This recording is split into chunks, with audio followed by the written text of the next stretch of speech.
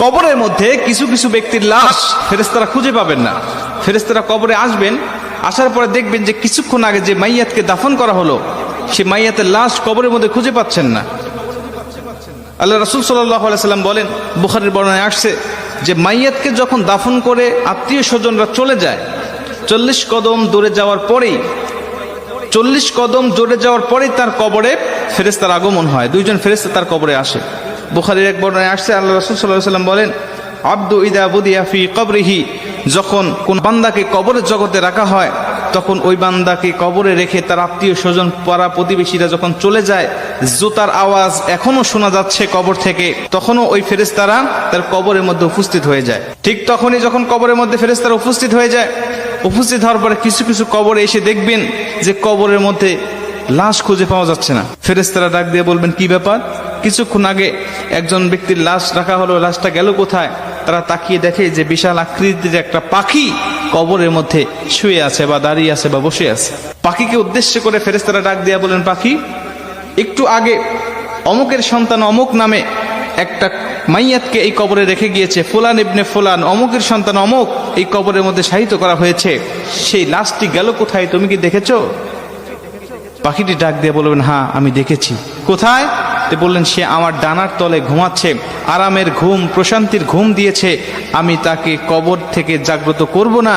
ইসরাফিল আলাইহিস সালাতু ওয়াস সালাম যখন সিংহায় ফুঁক দিবে তখন পর্যন্ত আমি তার পাহারাদার হিসাবে এখানে থাকব, তাকে প্রশান্তির ঘুম দেওয়ার জন্য আমি এখানে তাকে পাহারা দিব।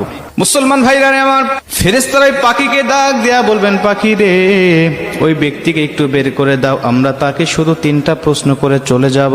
3টা প্রশ্নের উত্তর যদি দিতে পারে তাহলে তুমি তাকে আরামের ঘুম, প্রশান্তির ঘুম তুমি তাকে পেরে রাখবে। পাখিটি ডাক দেয়া বলেন, না, আমি তাকে বের করে দিব না, আমি তাকে বের হতে দেব না, আমি তাকে ডাক দিতে পারবো না। খবরদার, তোমরাও উচ্চ স্বরে কথা বলবে না। বান্দা বড় ক্লান্ত শ্রান্ত শরীর নিয়ে, দেহ নিয়ে দুনিয়াতে আল্লাহর ইবাদত বন্দেগী করে এসেছে, আমি তাকে প্রশান্তির ঘুম পাড়িয়েছি, এই ঘুম থেকে আমি তাকে জাগনা করতে পারবো না। জোরে কোন সুবহানাল্লাহ। আমি তাকে জাগনা করতে পারবো না ঘুম থেকে।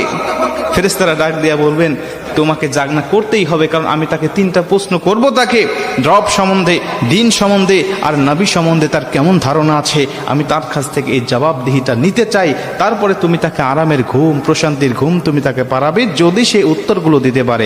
আর যদি না দিতে পারে তাহলে তার কবরটা হবে জাহান্নাম, জাহান্নামের গর্ত, তাকে জাহান্নামের বিভিন্ন আযাবগুলো ভক্ষণ করতে হবে।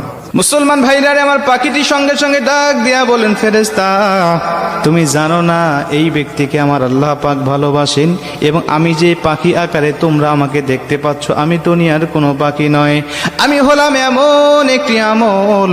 দুনিয়ার জমিনে বান্দা যত কোরআন তেলাওয়াত করেছে, দুনিয়ার জমিনে নামাজের মধ্যে বান্দা কোরআন তেলাওয়াত করেছে, দুনিয়ার জমিনে বান্দা আল্লাহর জিকির করেছে, দুনিয়ার জমিনে তাহাজ্জুদে আমাকে তেলাওয়াত করেছে, দুনিয়ার জমিনে বান্দা